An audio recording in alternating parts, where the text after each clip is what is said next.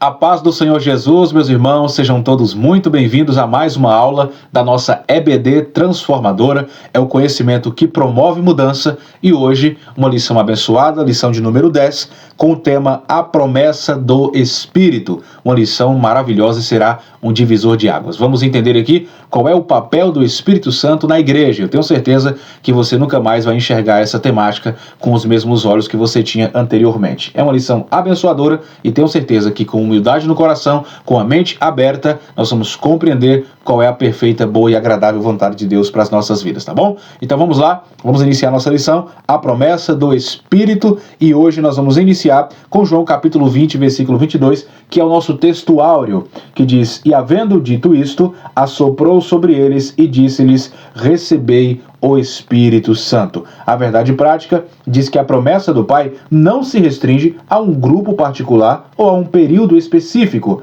mas inclui todos aqueles que se arrependem e creem no Evangelho.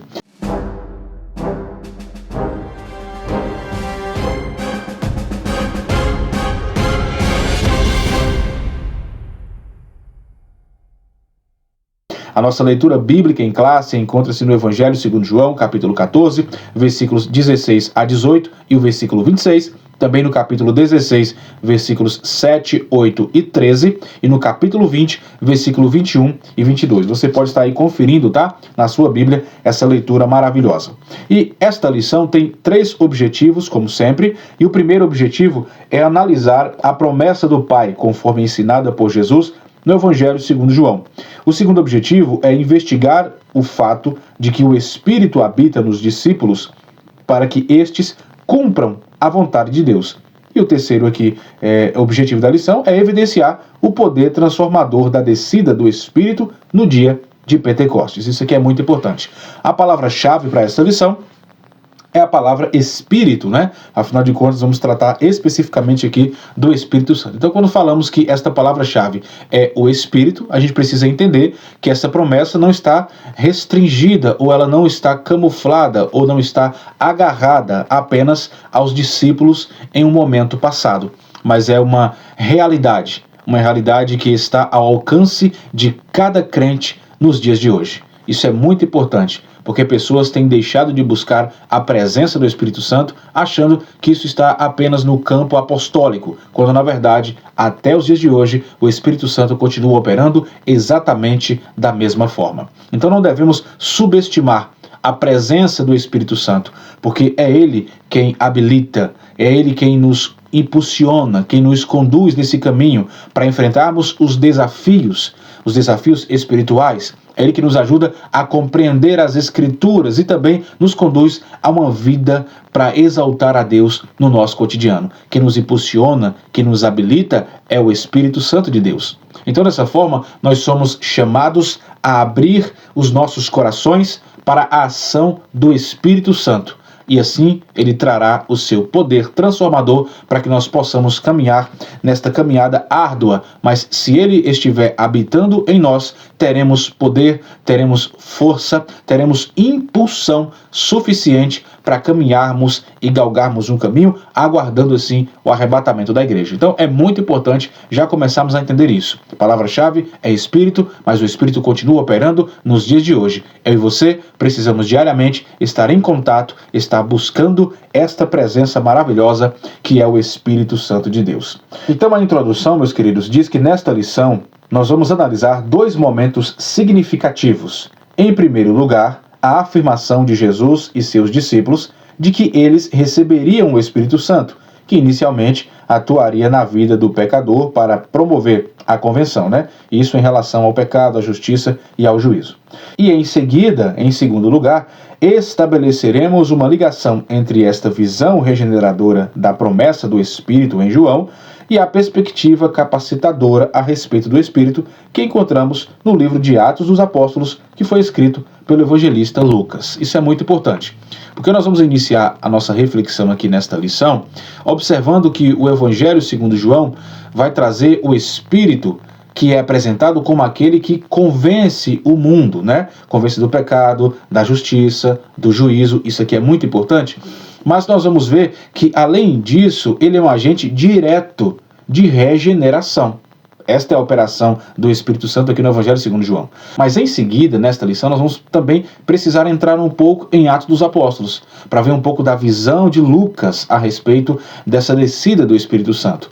Porque em Atos dos Apóstolos, o Espírito Santo é derramado com poder sobre a igreja para capacitar os discípulos para uma missão global. Esta vai ser a diferença que a gente vai destacar aqui. E é através dessas duas abordagens, tanto de João quanto de Lucas, que nós vamos perceber que o Espírito Santo não é apenas uma pessoa, não é apenas uma energia, não é algo abstrato, mas sim, ele é uma pessoa divina, uma pessoa que transforma, uma pessoa que atua impulsionando a igreja para esta missão global, tá bom? No nosso primeiro tópico aqui, fala sobre a promessa do Pai. Essa é a temática central do primeiro tópico.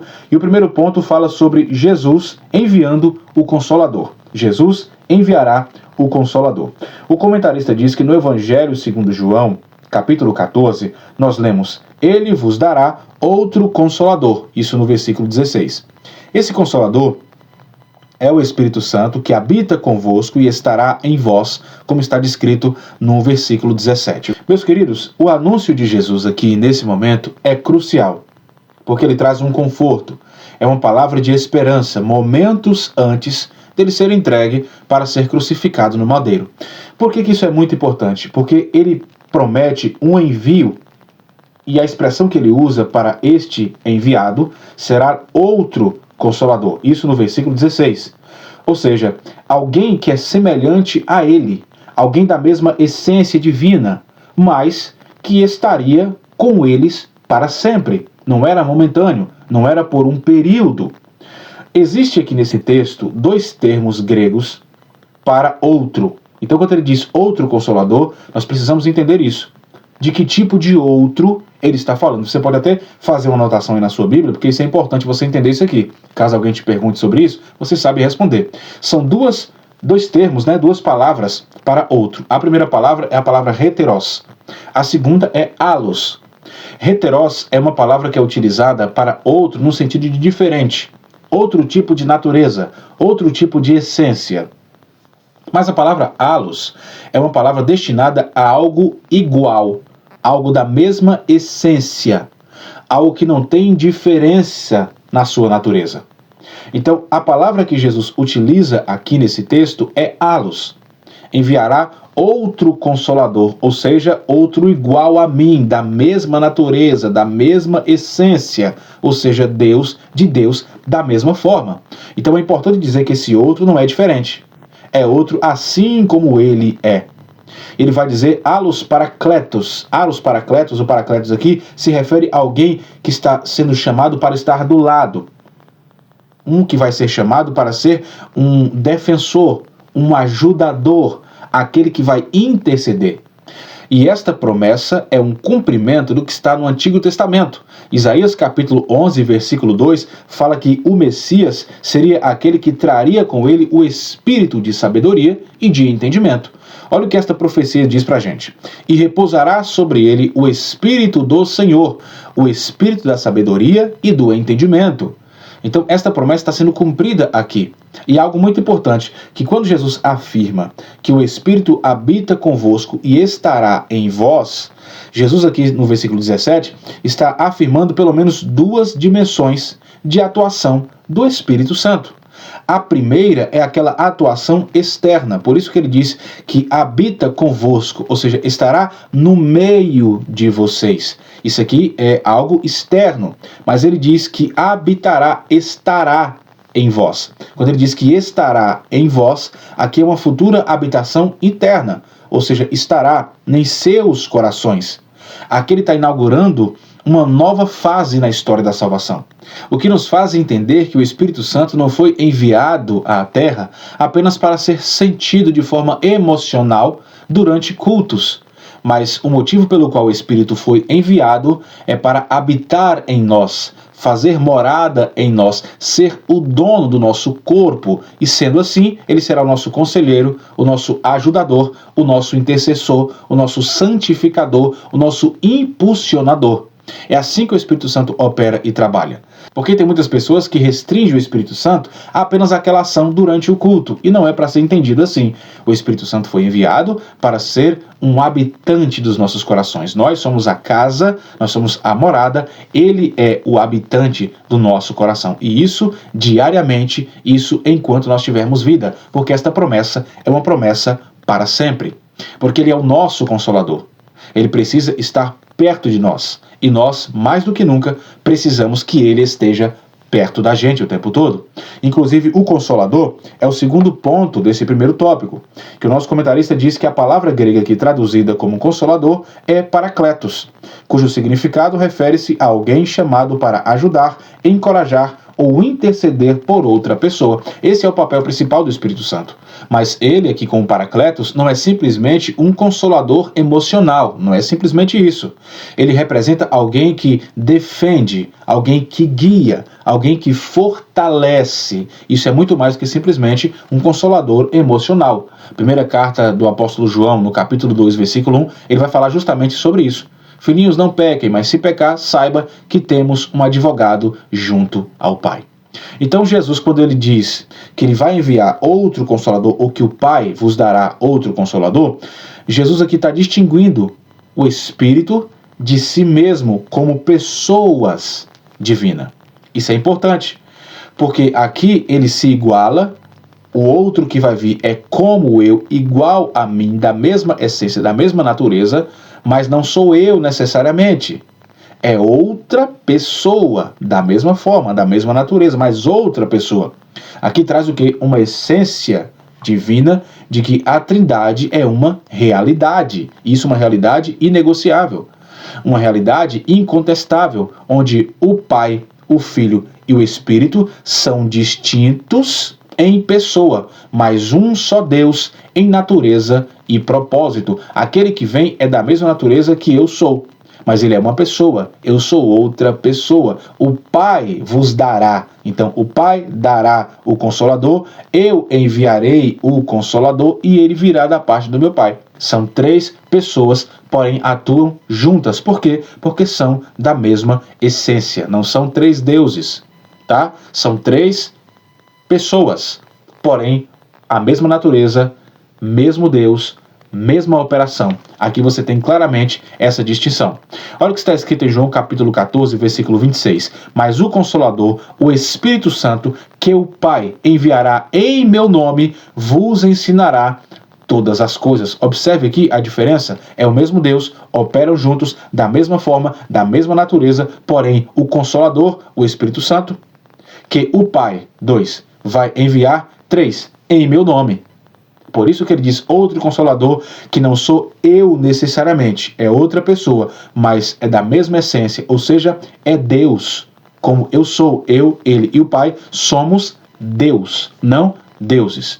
Três pessoas, uma única operação, uma única essência divina. Para que não haja nenhuma dúvida aqui, primeira carta do apóstolo João, capítulo 5, versículo 7, este mesmo apóstolo escreve: porque três são os que testificam no céu.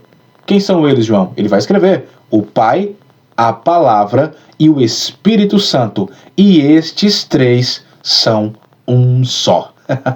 É que João está dizendo aqui, são três pessoas, mas é um único Deus. Então, o Espírito Santo é Deus atuando pessoalmente em nós. E ele vai nos guiar, vai nos convencer, vai nos ensinar na verdade, mas ele não age fora da palavra de Deus. Porque a palavra de Deus, que é Cristo, é Deus, tanto quanto o Espírito, tanto quanto o Pai. Então, os três agem juntos. Por isso que Jesus disse que ele estará conosco. Por que ele estará conosco? Porque o Espírito Santo é Deus. Ou seja, o Pai, o Filho e o Espírito Santo está conosco na pessoa do Espírito Santo. Isso é muito importante. E quando Jesus fala sobre enviar este Consolador, ele está deixando bem claro que uma esperança viva. Está trazendo um acalento, um conforto para esses discípulos, que desde o capítulo 14, Jesus já fala que eles estavam perturbados. Lembra que ele começa dizendo: não perturbe os vossos corações, crede em Deus e crede também em mim? Colocando-se no mesmo par de igualdade com o Pai, crede em Deus e em mim. Exatamente, eles estavam perturbados. Então, esta expressão de Jesus aqui é para trazer uma esperança viva para eles. E esse é o terceiro ponto desse primeiro tópico, que tem um tema: não vos deixarei órfãos. Essa aqui é uma promessa maravilhosa. O nosso comentarista diz que a palavra grega para órfãos, que está aqui presente em João capítulo 14 e versículo 18, é orpanos. Então, quando Jesus morreu, os discípulos sentiram-se órfãos. Então, deve ter sido muito difícil aceitar o fato de que o Senhor, o Cristo de Deus, estava morto. Não foi por acaso que nosso Senhor chamava os seus discípulos de filhinhos. Isso é importante, porque aqui há um carinho da parte de Jesus. Ele sabia do impacto que a sua morte causaria para os discípulos. Então, ele os chama de filhinhos, revelando um cuidado paternal para com eles, um cuidado próximo, visto que a maioria dos discípulos eram jovens. Então Jesus tinha esse apreço. Então, ao dizer, não vos deixarei órfãos, nesse texto aqui do versículo 18, ele vai usar uma palavra orpanos, que nós vimos aqui. E esta palavra orpanos não se refere apenas à questão da ausência de pais, mas orpanos está inteiramente ligada a um abandono total. Então o que ele está dizendo aqui não é simplesmente que eu vou mandar alguém, qualquer pessoa, ficar com vocês aí por um tempo. Isso causaria um tipo de abandono paterno.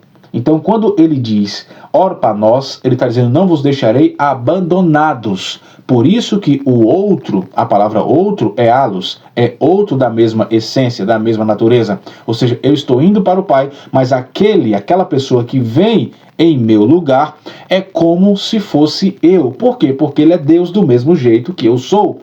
Então vocês não simplesmente vão sentir ausência de pai. Não. Vocês vão sentir uma ausência dessa paternidade. Não vou abandonar vocês. Aquele que vai vir, vocês vão sentir a minha presença do mesmo jeito que estão sentindo agora. Isso é muito importante. É por isso que Mateus 28, versículo 20, Jesus diz assim, olha, eis que estou convosco todos os dias, até a consumação dos séculos. O que ele está dizendo aqui é que eu, Jesus, vou estar convosco para sempre.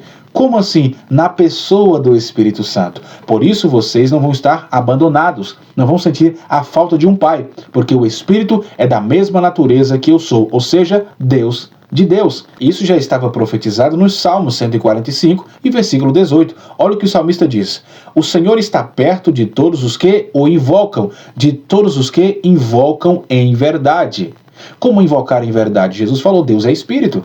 E é necessário que os verdadeiros adoradores o adorem em espírito e em verdade, que é o que o salmista está falando para a gente aqui.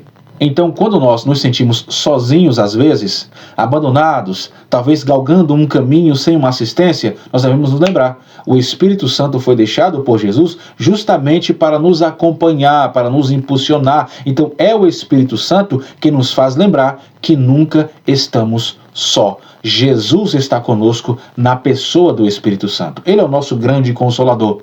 É uma presença constante de Deus em nós. Por isso que ele precisa habitar dentro da gente. Então, para resumir esse primeiro tópico, o nosso comentarista no sinopse, ele diz que Jesus Cristo garantiu que enviaria o Consolador e que não abandonaria os seus discípulos. Isso é muito importante. Por quê? Porque a promessa do Espírito não é apenas um pensamento teológico, mas é um pensamento e uma realidade relacional. Eu preciso de um relacionamento com o Espírito Santo. Jesus não abandonou os seus discípulos e não abandonou a sua igreja. Ele garantiu que enviaria o Espírito Santo como enviou, o Espírito Santo aqui como um amigo presente, como um guia pessoal, como um defensor fiel da sua igreja.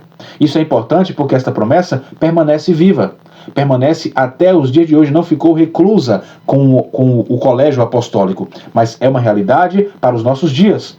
Se você ler João 14, 23, você vai entender que quem crê e ama Jesus tem, pelo Espírito, o próprio Cristo habitando dentro dele. Então é por meio do Espírito Santo que eu sinto esta presença paterna de Deus, porque o Espírito Santo é Deus. Glória a Jesus. Então esse foi o nosso primeiro tópico, falando sobre essa promessa do Pai. né? Jesus enviaria o Consolador, esse Consolador veio e ele também disse: não vos deixarei órfãos, ou seja, é uma palavra de esperança. Você está gostando da nossa aula? Então não esqueça de deixar o seu like e de colocar aqui nos comentários. Outra coisa importante, compartilhe esse vídeo para que mais irmãos venham estudar junto com a gente, tá? E se você é novo, não se esqueça, por favor, inscreva-se e ative o sininho para não perder os próximos vídeos. É a forma gratuita que você vai estar contribuindo com o nosso canal. É só a coisa que a gente pede é isso, para que você nos ajude desta forma. E também, gratuitamente, em retribuição, nós estamos aqui sempre trazendo lições abençoadas para fortificar a nossa vida espiritual. Sendo assim, vamos para o segundo tópico, que tem a temática O Espírito habita os discípulos. O primeiro ponto vai falar sobre João, capítulo 20 e versículo 22, que está escrito: e com isso soprou sobre eles e disse: recebam o Espírito Santo. O nosso comentarista diz que é crucial considerarmos o contexto que envolve os versículos 21 e 22 do capítulo 20 do Evangelho segundo João. Nesta ocasião, o nosso Senhor apareceu ressuscitado e glorificado. A passagem bíblica onde se encontram os versículos 21 e 22 começa no versículo 19. Assim, o cenário que Jesus se apresenta ressuscitado com um corpo glorificado remete tanto ao contexto anterior como ao imediato, de João, capítulo 20 e versículo 22. Então, aqui há uma promessa de habitação. Jesus aqui revela aos seus discípulos uma mudança radical da forma de Deus se relacionar com o ser humano. Que mudança radical é essa? No Antigo Testamento, o Espírito Santo via sobre as pessoas específicas, só que isso era por um tempo determinado, até que se cumprisse aquela profecia. Nós vemos isso, por exemplo, em Juízes capítulo 14, em 1 Samuel capítulo 10 e tantos outros exemplos do Antigo Testamento. Mas agora, com esta promessa, com esta revelação do Espírito Santo, agora ele vem para habitar de forma permanente. Isso é muito importante. Ou seja, esta habitação exige um ambiente. Esse ambiente de habitação permanente é o meu corpo, é o seu corpo, é o nosso coração.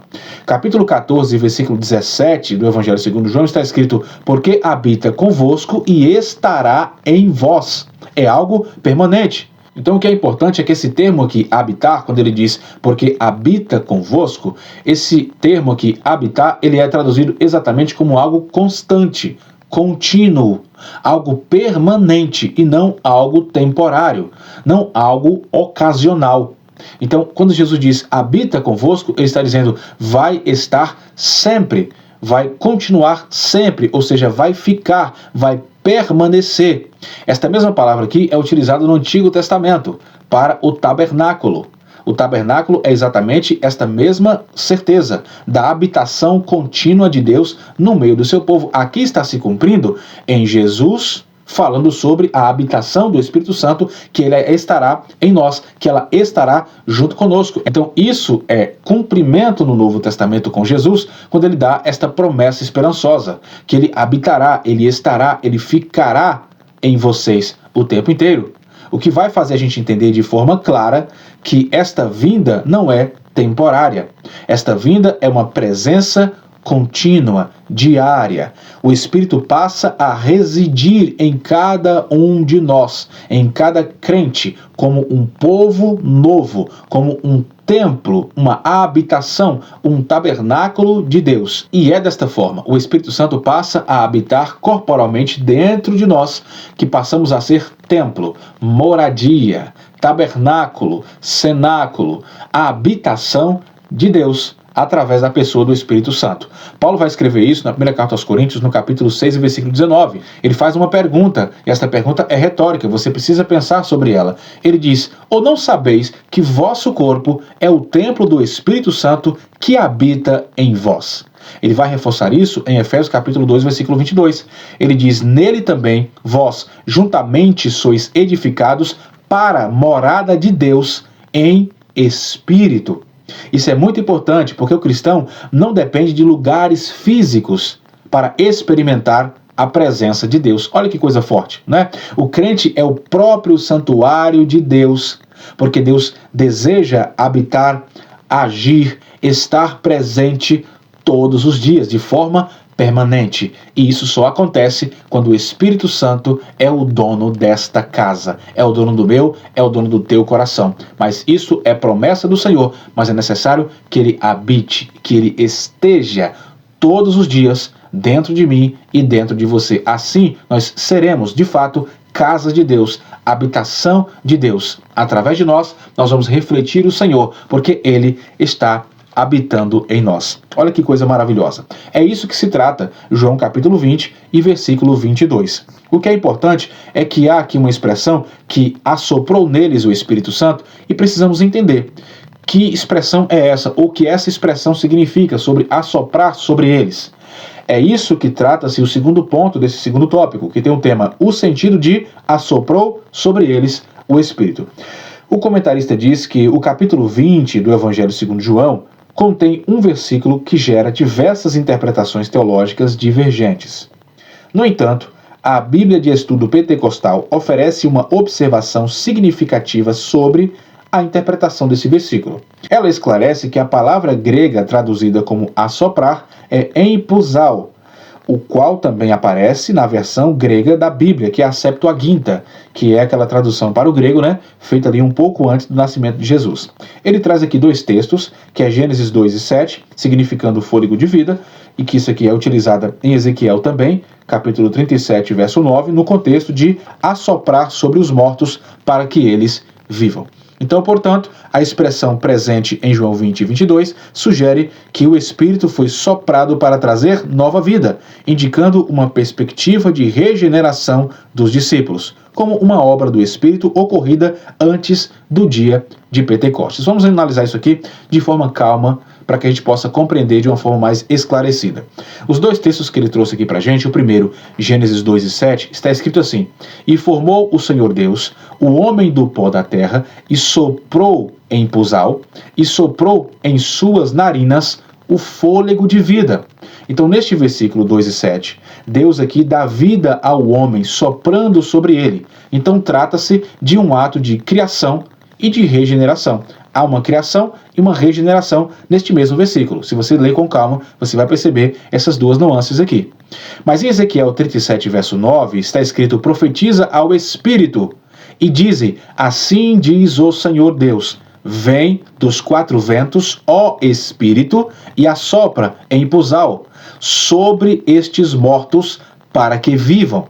Já nesse texto aqui vai tratar de algo profético que é vivificador. Então aqui Deus restaura a vida aos ossos secos, traz de volta a vida aonde não há vida. Então o que isso vai significar em João capítulo 20, versículo 22? Quando ele assoprou sobre os discípulos o Espírito, Jesus está aqui fazendo o quê? Repetindo um gesto divino de regeneração e de criação espiritual. Criando o quê? Um novo cenário. Lembra que ele disse na última ceia? Essa é a nova aliança no meu sangue, ou seja, há aqui uma transição da antiga para a nova aliança, esta criação da nova aliança, mas há uma regeneração, trazendo vida onde já não havia mais vida, uma vida nova através de Cristo Jesus. Aí a intenção desse sopro. Esse sopro aqui não foi o batismo no Espírito Santo, que só aconteceria no dia de Pentecostes, mas sim uma experiência distinta e preliminar. Então aqui nós vamos trazer uma correlação com a regeneração. Esse sopro é um sopro regenerador para uma nova vida. O Espírito é dado como vida neste momento específico. Então, mais tarde é que o Espírito viria, mas com poder impulsionador, o que é diferente. Então aqui é um ato de regeneração, trazer uma nova vida. A partir de agora começa a nova aliança. Mas para que ela seja expandida, é necessário que vocês recebam autoridade e poder para isso. E isso vai acontecer em Atos capítulo 2. Então essa é a diferença aqui. Ou seja, meus queridos, em João 20 e 22 que estamos tratando aqui, o Espírito é soprado, é regeneração, é vida nova. E lá em Atos 2, o Espírito é derramado para capacitação, é um batismo de poder para realizar uma tarefa. Então, o gesto de Jesus nos lembra que a vida verdadeira começa quando nós recebemos o Espírito Santo. É assim que ele vai nos ensinar aqui. Quando você recebe o Espírito Santo, aqui começa, de fato, uma vida regenerada. Você começa uma nova vida aqui. Ou seja, você recebe o fôlego do Espírito, como em Ezequiel, que nós acabamos de ler aqui. Quando diz, assopra sobre esses mortos para que vivam. Estávamos mortos em delitos e pecados, lembra disso? Mas através desse sopro do Espírito Santo, nós recebemos uma regeneração. Então, mesmo em um vale de ossos secos espirituais, quando ele assopra sobre nós, nós recebemos vida novamente e nos tornamos um exército forte e poderoso, como está na promessa de Ezequiel. Isso é muito importante. Então, o sopro aqui do Espírito Santo é um episódio que fala sobre regeneração, fala sobre nova vida, nova aliança. Atos 2 é capacitação para a missão. E o terceiro ponto desse segundo tópico fala sobre um episódio anterior ao Pentecostes. Vamos falar mais um pouquinho sobre isso, mas vamos ter ênfase agora no dia de Pentecostes para você entender um pouco melhor essa diferença entre o evento de assoprar e entre o evento de derramar o Espírito Santo. Esse terceiro ponto, o comentarista começa a nos falar que em João 20:22 também se lê recebei o Espírito Santo. Esta expressão surge como consequência direta da menção do assoprar sobre eles, indicando que o Espírito Santo habitou os discípulos naquele momento específico. Meus queridos, esse termo recebei o Espírito é muito importante, porque quando lemos João 20:22, esse ato de receber o Espírito Santo é uma palavra que vai trazer uma tradução para a gente como um imperativo auristo. O que isso significa? É um sentido real, é uma ação concreta, porém é uma ação pontual. O que significa dizer que esse recebam o Espírito significa recebam agora mesmo, receba instantaneamente, recebam neste exato momento. Então, quando ele diz recebam ou recebei o Espírito Santo, ele está aqui não trazendo uma promessa para o futuro, para que eles possam receber quando chegar o dia de Pentecostes, mas o recebimento do Espírito Santo já é agora, ou seja, recebam a regeneração. Isso se concretiza ali, naquele mesmo ambiente. Os discípulos, naquele momento, recebem uma vida nova. Jesus está os vivificando espiritualmente naquele mesmo ato. Ou seja, naquele exato momento, marcando sim a transição entre a antiga e a nova aliança. Esse assoprar e receber é o seguinte: agora começa de fato a nova aliança. Há essa transição. Romanos 8, verso 9, Paulo vai esclarecer isso pra gente, quando ele diz, se alguém não tem o Espírito de Cristo, esse tal não é dele. O versículo 16 vai dizer, o Espírito mesmo testifica com o nosso Espírito que somos filhos de Deus. Por isso que esse ato instantâneo é para trazer o quê? Esta certeza de uma nova criatura, de uma criatura regenerada, de uma nova criação, através desta presença contínua do Espírito Santo. E é lindo entendermos isso. Nós lemos aqui Gênesis 2:7.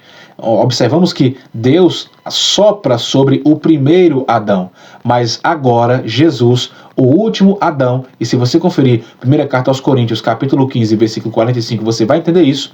Esse último Adão, agora ele sopra nova vida nos seus discípulos, tornando-os o quê? Participantes agora desta nova criação. Na 2ª carta aos Coríntios, no capítulo 5, versículo 17, Paulo diz, assim que se alguém está em Cristo, lembra disso? Que ele diz anteriormente aos romanos que quem não tem o Espírito de Cristo não é dele? Exatamente, olha o que Paulo diz, assim que se alguém está em Cristo, ou seja, tem o Espírito, se alguém está em Cristo, nova criatura é. As coisas velhas já passaram e eis que tudo se fez novo. Então este aqui foi o momento em que os discípulos foram vivificados pelo Espírito Santo. Romanos capítulo 8, versículo 14. Todos os que são guiados pelo Espírito de Deus, estes são filhos de Deus. Além disso, os discípulos agora passaram a ser habitação. Eles foram agora habitados pelo Espírito Santo. João 14, 17. Jesus falou, estará em vós, habitará em vós. Também os discípulos aqui foram transformados para essa nova vida, ou seja, transformados de forma interna. Se você ler Gálatas capítulo 5, versículos 16 até 26, você vai entender que a obra do Espírito é essa, é nos transformar para não vivermos segundo a carne. Porém, o outro episódio é no Pentecostes. Então, como entender esse episódio de assoprar e de dizer receba o Espírito Santo e o episódio de Atos capítulo 2, agora falando sobre Atos, falando sobre Lucas, né? Como é que esse ato aí vai ser diferenciado? Como é que nós vamos entender essa diferença entre Atos e entre João capítulo 20? Aqui nós temos no Pentecostes uma segunda obra, uma obra que é distinta da primeira, porque é uma obra agora capacitadora, não mais regeneradora. Isso já havia acontecido.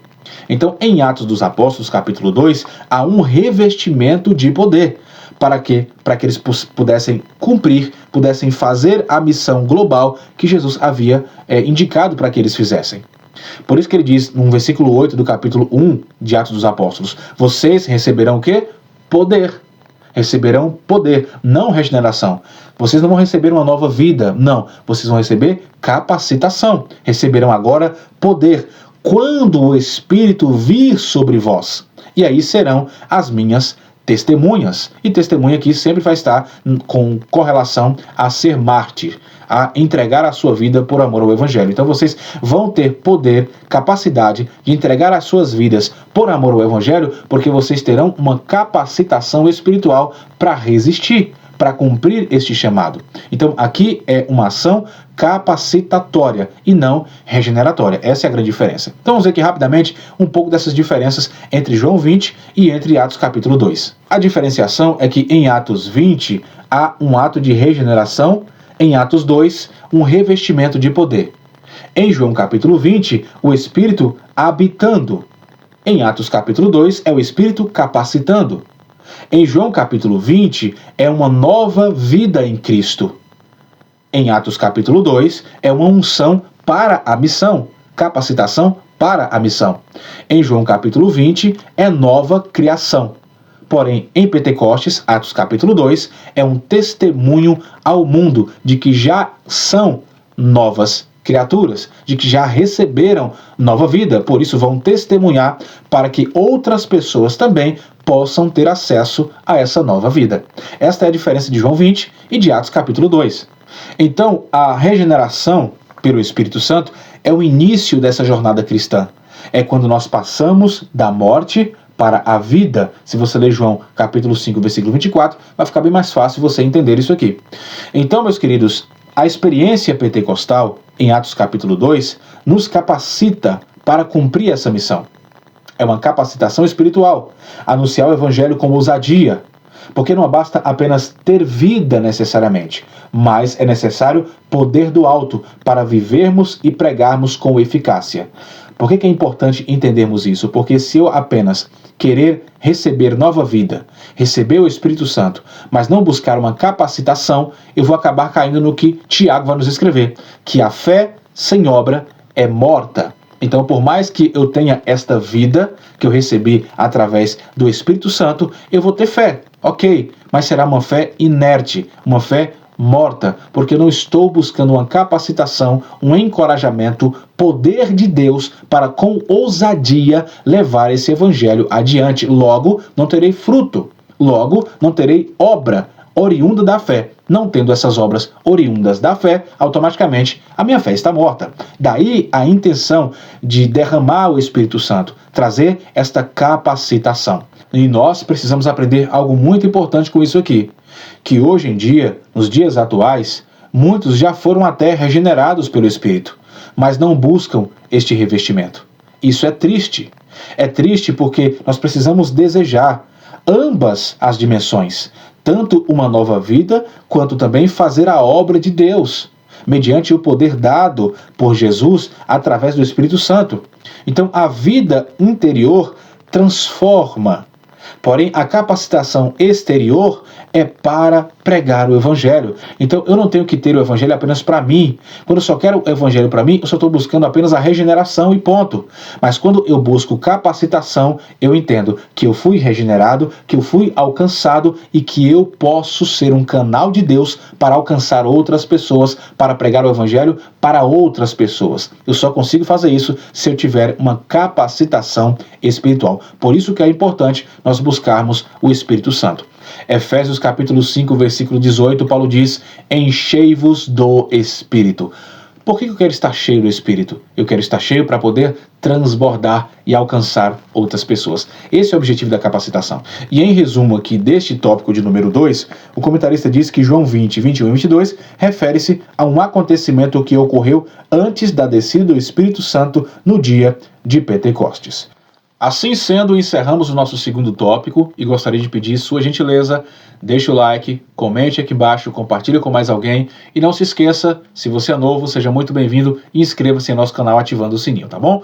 Vamos para o nosso último tópico, o tópico de número 3, que tem a temática A Promessa do Pai no dia de Pentecostes. Agora vamos focar um pouco no dia de Pentecostes para você entender que algo tremendo nós temos aqui para aprender com o nosso Senhor Jesus. O primeiro ponto aqui começa com um de repente. O nosso comentarista diz que o aparecimento de Jesus em João 20 refere-se ao período compreendido entre a Páscoa e o dia de Pentecostes. Após a ressurreição, o Senhor glorioso aparece aos seus discípulos. Na Páscoa, o Cordeiro da expiação foi sacrificado, sendo Jesus o Cordeiro de Deus, conforme estudado ao longo desse trimestre.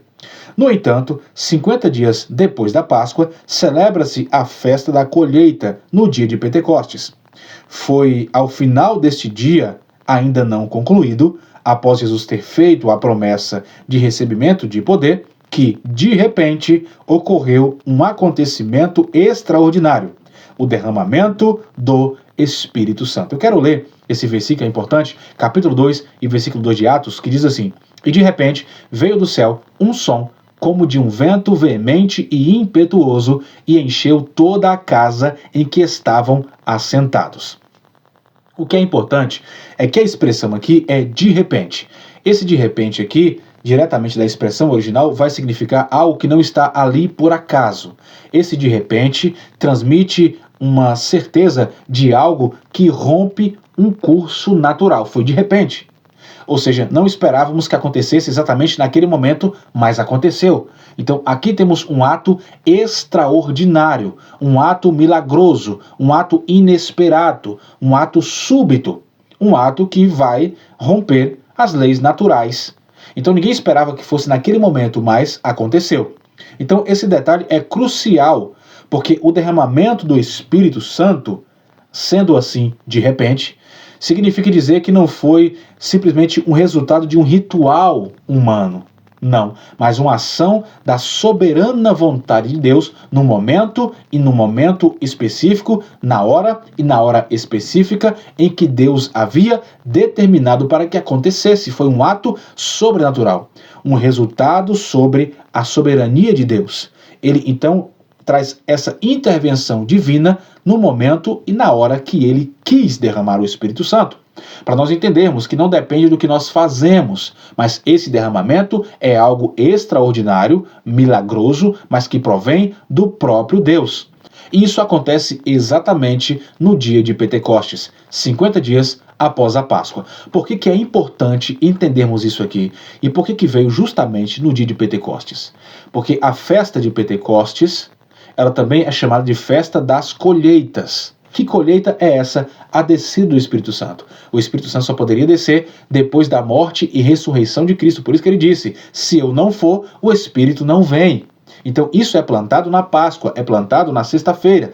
50 dias depois, isso é colhido, a descida do Espírito Santo. Ou seja, é o início de uma grande colheita espiritual de almas. Porque é com a descida do Espírito Santo no dia de Pentecostes que os discípulos agora têm poder suficiente, tem capacitação suficiente para sair pregando o Evangelho. Então por isso que é importante, porque a partir do dia de Pentecostes, agora o mundo recebe a palavra. Isso é o que? Colheita de almas.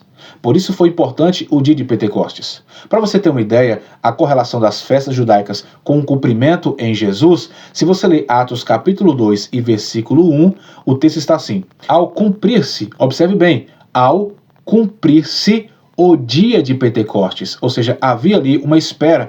Jesus estava esperando de fato cumprir o dia específico. Por quê? Porque festa é uma palavra hebraica chamada moed, que significa não necessariamente apenas vibrar, dançar, mas festa significa tempo determinado. Então, o que o texto de Atos 2:1 está dizendo é, mas no dia determinado. Determinado por quem? Determinado pelo próprio Deus. Determinado para que esta colheita acontecesse. A descida do Espírito Santo para que almas fossem colhidas pela pregação do Evangelho. Isso é confirmado no capítulo 2 e versículo 47. Está escrito, e o Senhor acrescentava à igreja todos os dias os que se haviam de salvar. Então, o Espírito Santo aqui é derramado não no início do dia, mas é derramado no fim dessa celebração. Isso vai mostrar que o cumprimento da promessa se dá no tempo determinado, num tempo certo, na hora e no momento que já estava pré-estabelecido por Deus. De uma forma de repente, de uma forma inesperada, porém sobrenatural, de uma forma precisa. Algo divino, algo que vem diretamente do Senhor nosso Deus. E encontramos esse de repente em outros momentos também na Bíblia Sagrada. Por exemplo, em Malaquias capítulo 3, versículo 1, quando está escrito, e de repente o Senhor, a quem vós buscais, virá ao seu templo. Também em Lucas capítulo 2, versículo 13, e eis que de repente com eles uma multidão de milícia celestial louvando a Deus. Então, esses textos e tantos outros também vai indicar para a gente que Deus, muitas das vezes, ele se manifesta quando nós menos esperamos. Ele se manifesta de forma de repente, mas nunca fora do seu plano superior, do seu plano sobrenatural. Então, a promessa feita em Atos 1 e verso 4 e capítulo 1 e versículo 8 agora é cumprida com este poder. Então, precisamos aprender aqui que o de repente de Deus ainda acontece nos dias de hoje. Eles estavam reunidos, estavam orando, estavam louvando a Deus. Então, pode ter certeza, enquanto você louva, enquanto você adora, enquanto você passa por esse período de preparação, de ensino, de oração, Deus, ele pode te surpreender a qualquer momento com manifestação gloriosa através do seu de repente. Trazendo o quê? Poder. Então, nós precisamos, como os discípulos, permanecer em obediência, permanecer em unidade, confiando que o céu age o tempo inteiro, porém no tempo certo, de maneira gloriosa, de maneira surpreendente, mas de maneira que vá atender ao plano soberano de Deus no tempo, no dia e na hora especificado por ele. Quem busca a presença de Deus, o de repente pode significar renovo, significa batismo, significa cura, significa provisão, significa impulsionamento, capacitação e envio para pregar as boas novas. Busque essa capacitação e de repente ela vai chegar na tua vida porque Deus age de forma sobrenatural. Isso é muito importante. Então todos ali foram cheios do Espírito Santo a partir de repente, a partir de uma manifestação sobrenatural. Este é o segundo ponto desse último tópico, que fala e todos foram cheios do Espírito Santo. O que significa ser cheio do Espírito Santo? Significa exatamente ser batizado no Espírito Santo? Ou tem alguma diferença entre ser cheio e entre ser batizado no Espírito Santo? Essa é a ênfase desse segundo ponto aqui, dessa segunda temática. O comentarista diz que nós observamos que durante o ato da conversão, o Espírito Santo realiza a regeneração. É aquele sopro, É que eles recebam o Espírito Santo. Contudo, desde que se dá esta obra regeneradora do Espírito, é necessário que os salvos sejam cheios do Espírito e revestidos de poder para testemunho do Evangelho. Assim sendo, especialmente no livro de Atos dos Apóstolos, os teólogos associam ser cheio do Espírito ou batismo no Espírito Santo como descrito quando dizemos todos foram cheios do Espírito Santo. E, consequentemente, começaram a falar em outras línguas, conforme o Espírito Santo lhes concedia que falasse. Isso aqui é o capítulo 2, versículo 4 de Atos dos Apóstolos. Deixa eu ler esse versículo mais uma vez, para ficar claro para a gente poder entender o que esse versículo está querendo dizer para nós. O versículo diz assim, olha, e todos foram cheios do Espírito Santo e começaram a falar noutras línguas conforme o Espírito Santo. Então, eles foram cheios do Espírito Santo e falam em línguas conforme o Espírito Santo lhes concedia que falasse. Se nós olharmos atentamente para Atos dos Apóstolos, nós vamos perceber essa distinção. Embora ela esteja como uma experiência conjunta, há uma distinção aqui. Por que ela está conjunta? Porque no mesmo versículo, eles foram cheios do Espírito Santo, mas começaram a falar em outras línguas. Então, ser cheio do Espírito Santo é justamente ser completamente tomado por ele. Existem outros textos aqui que nós vamos analisar que vai trazer para a gente de forma mais clara. Por exemplo, Atos 4 e 8 diz assim: Então Pedro, cheio do Espírito Santo, lhes disse. Outro texto, Atos 4, 31. E todos foram cheios do Espírito Santo e anunciavam com ousadia a palavra de Deus. Atos 13, 52. E os discípulos estavam cheios de alegria e do Espírito Santo. O que fica claro que em todas estas ocasiões, em todos esses casos, o enchimento do Espírito não é uma experiência única. Observe que aqui é uma experiência renovável. Isso é muito importante, porque o crente ele pode ser cheio várias vezes. Então, o batismo no Espírito Santo é um ato único, porém o enchimento ele pode ser renovável. As línguas estranhas aqui, em Atos 2 e 4, essas línguas aqui, é uma evidência inicial do batismo com o Espírito Santo. Então nós observamos em Atos 2 e 4 que eles começaram a falar em outras línguas. É a manifestação, e essa manifestação é a evidência inicial do batismo no Espírito Santo. O que vai ser representado, por exemplo, em Atos 10, 44 a 46, na casa de Cornélio. Isso também vai ser evidenciado em Atos capítulo 19 e versículo 6, com os discípulos lá em Éfeso. Então, entendemos aqui nesse texto que línguas, que é a palavra glossai, ela não significa apenas línguas humanas conhecidas, mas também línguas espirituais dadas por Deus. Esta evidência visível não é o fim em si mesmo, mas esse ato, por exemplo, aqui nesse texto, o ato de falar em línguas estranhas conforme o Espírito lhes concedia, é um ato visível, ou seja, de uma inicialização da capacitação. Capacitação essa para testemunhar com ousadia, testemunhar através da imposição ou através da impulsão do Espírito Santo. 1 Coríntios, capítulos 12, 13 e 14, nós vamos ver isso aqui com muita clareza. Então, não é simplesmente só o ato de falar em línguas estranhas, que significa dizer que é batizado com o Espírito Santo. Mas neste caso em específico, a evidência inicial do batismo com o Espírito Santo foi falar em línguas estranhas. Então, quem fala em línguas estranhas vai falar em línguas estranhas, é a evidência. Quem profetiza vai profetizar. Então, esta é a evidência. E a profecia aqui é mediante a palavra.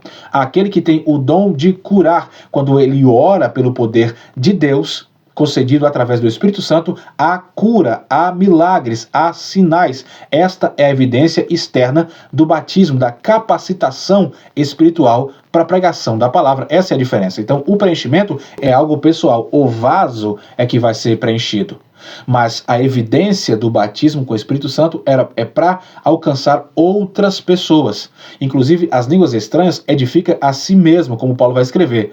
Mas ela também pode edificar o outro, caso haja intérprete. Olha como isso é importante. Então, a evidência é o batismo. Ser cheio do Espírito Santo é uma experiência individual.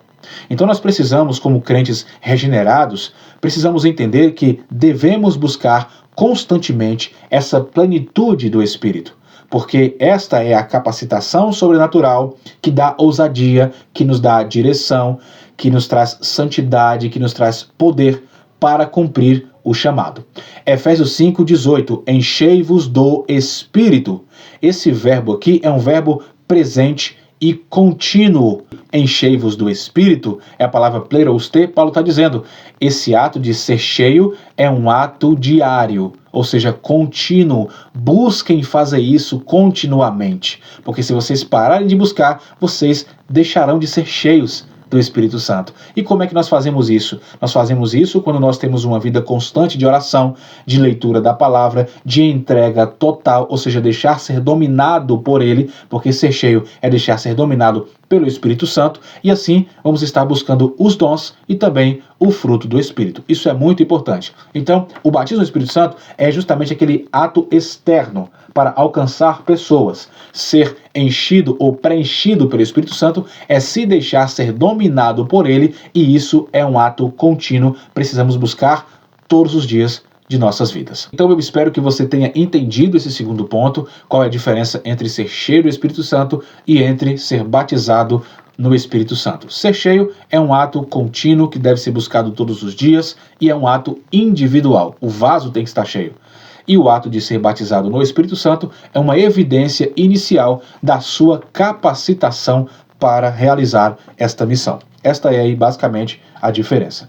Vamos então para o nosso último ponto da lição, ponto 3, que tem a temática "E começaram a falar em outras línguas". O comentarista diz que o batismo no Espírito Santo constituiu uma experiência profunda na vida dos discípulos, já regenerados em Cristo, não se limitou àquele único dia. Então fica claro que isso é também para os nossos dias. O que aconteceu em Atos capítulo 2 não se limitou àquele momento, não ficou apenas como um período histórico, apostólico do primeiro século, mas continua.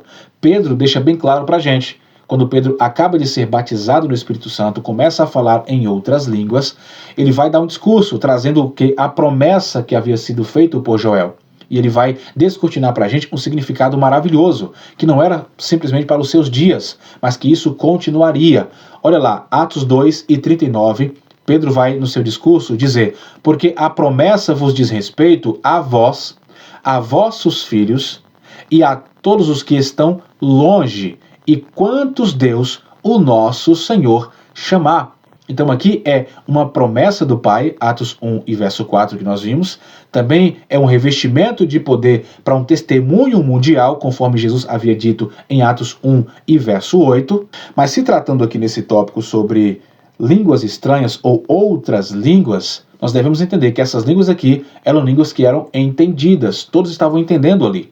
Né? Atos 2 e 11 está escrito: "E os ouvimos falar das grandezas de Deus, cada um na nossa língua materna." Então, havia ali a festa de Pentecostes, muitas pessoas vinham de outras regiões, muitas pessoas vinham de outros países para acompanhar estas festas, e ali haviam etnias diferentes, linguagens diferentes. Enquanto Pedro falava, cada um, na sua linguagem de origem diferente, ouvia a mesma coisa. Então, aqui eram línguas entendidas, mas não deixam de ser línguas espirituais. Por quê? Porque Pedro não era poliglota, né? Pedro não falava mais línguas. Pedro mal falava a sua própria língua. Pedro era pescador, mas um homem pescador como Pedro, poliglota, Jesus fez com que ele falasse várias línguas. Então, isso eram línguas entendidas, mas eram línguas espirituais, concedidas por Deus. Então, embora o texto diga que cada um ouvia em seu próprio idioma, ele vai trazer também qual era o conteúdo desta mensagem.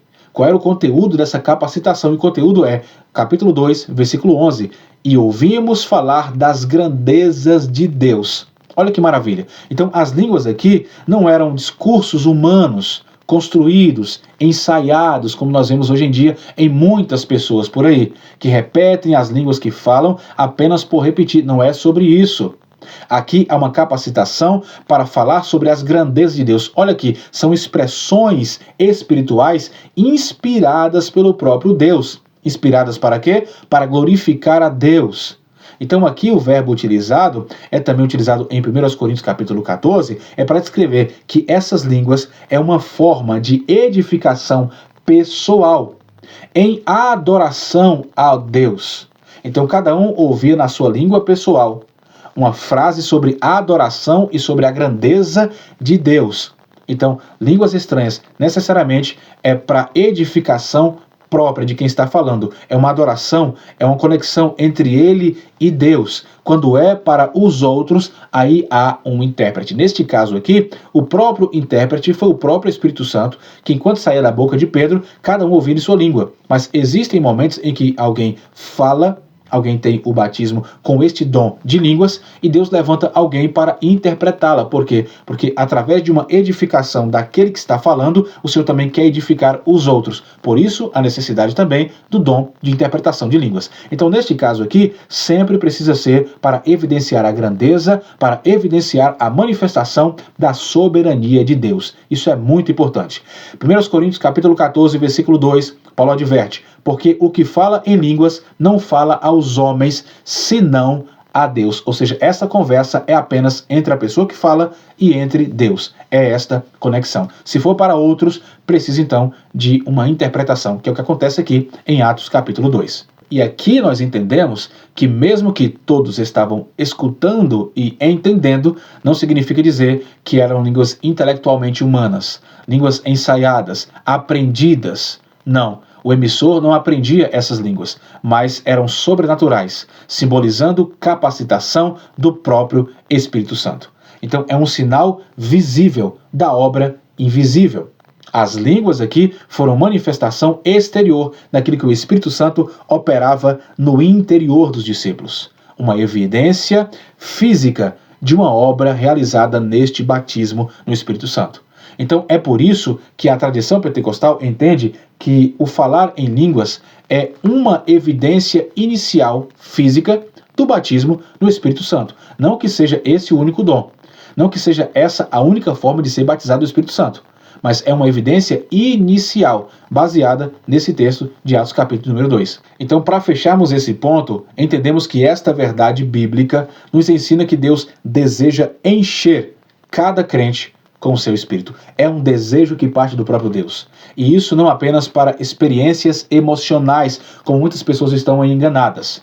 Mas isso aqui é para uma vida santa, para um testemunho eficaz, para termos ousadia, para cumprir o serviço do reino, para que pessoas sejam edificadas e para que Deus seja engrandecido através dos seus emissários. Isso é muito importante. Nós precisamos buscar este enchimento com fé, com humildade e com disposição. Eu quero ler Lucas, capítulo 11 e versículo 13. Se vós, sendo maus, sabeis dar coisas boas aos vossos filhos, quanto mais dará o Pai Celestial, o Espírito Santo, a aqueles que lhes pedirem. Então, meus queridos, a promessa do Pai também tem a ver com o derramamento do Espírito Santo. Isso, conforme nós acabamos de ler, isso aconteceu também no dia de Pentecostes e continua acontecendo até os dias de hoje. Essa é a promessa do Pai, que eu e que você sejamos cheios do Espírito Santo e que nós venhamos cumprir o chamado impulsionado pelo Espírito Santo. E isso evidenciar diante das pessoas que estamos capacitados divinamente, espiritualmente, para sermos representantes deste Evangelho em meio aos homens. Desta forma, nós vamos partir então para a conclusão da nossa lição, que está uma lição maravilhosa, mas precisamos concluir. Antes disso, o resumo desse terceiro e último tópico, o comentarista diz que a promessa do Pai também tem a ver com o derramamento do Espírito Santo, conforme aconteceu no dia de Pentecostes. Olha que coisa maravilhosa. Na conclusão, o nosso comentarista termina dizendo que a promessa do Pai tem a ver com a regeneração do pecado e com a capacitação dos salvos para testemunhar do Senhor Jesus em todos os lugares. Até a volta do Senhor Jesus, a promessa do Pai pode se manifestar na vida do pecador, regenerando-o, e na vida do salvo, batizando-o no Espírito Santo. Então, aqui há uma promessa do Pai. Essa promessa tem pelo menos dois propósitos centrais. Qual é o primeiro? Regenerar o pecador, ou seja, dando-lhe um novo coração, uma nova vida, uma nova mentalidade. Ezequiel 36, 26 está escrito: e eu vos darei um coração novo, e porei dentro de vós o meu espírito novo. João capítulo 3, verso 5, na verdade te digo que aquele que não nascer da água e do Espírito não pode entrar no reino de Deus. Segunda carta aos Coríntios, capítulo 5, 17, assim que se alguém está em Cristo, nova criatura é, as coisas velhas já passaram e eis que tudo se fez novo. E também aqui há um segundo propósito central, que é capacitar o salvo para testemunhar com poder. Isso por meio do batismo no Espírito Santo. Atos 1 e 8. Receberão poder quando o Espírito Santo descer sobre vós. Atos 2 e 4. E todos foram cheios do Espírito Santo e começaram a falar em outras línguas. Atos capítulo 2 e 39. A promessa vos diz respeito a vós, a vossos filhos e a todos os que estão longe, e todos os quanto o Senhor, o vosso Deus, vos chamar. Então, esta promessa ainda está viva até os dias de hoje. Isso aqui é algo inegociável. Até a vinda do Senhor Jesus, o Espírito Santo continua atuando. Atuando como? Regenerando os que se arrependem, batizando os salvos com poder e capacitando a igreja para proclamar as grandezas de Deus. Quero encerrar aqui esta nossa aula com Efésios 5:18. Enchei-vos do Espírito Santo. Enchei-vos do Espírito Santo. Enchei-vos do Espírito Santo. Que Deus nos abençoe. Até a próxima aula, em nome de Jesus.